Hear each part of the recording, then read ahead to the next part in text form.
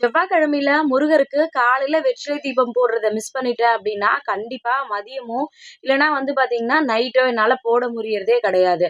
ஒரே டைம் வந்து பார்த்தீங்கன்னா, காலையில, மதியம், நைட்டு 3 வேளையும் இருக்கு. ஆனா காலையில நிஜமாவே மிஸ் பண்ணிட்டேன் அப்படின்னா, சரி மதியம் போட்டுக்கலாம் அப்படின்னு இருப்பேன்.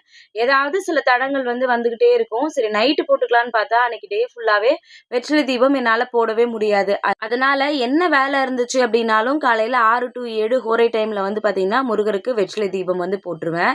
இன்னைக்குமே வந்து பார்த்தீங்கன்னா, செடியில பூத்திருந்த பூ எல்லாத்தையும் எடுத்துட்டு வந்து வச்சு, முருகருக்கு அலங்காரம்லாம் பண்ணி, வீட்ல வந்து பார்த்தீங்கன்னா, கொஞ்சமா கேசரி மட்டும் செஞ்சிருந்தேன் பிரசாதமா வைக்கிறதுக்கு. இன்னைக்கு 6 டூ 7 ஹோரை டைம்க்குள்ள நல்லபடியா முருகருக்கு வெற்றிலை தீபம் வந்து போட்டாச்சு.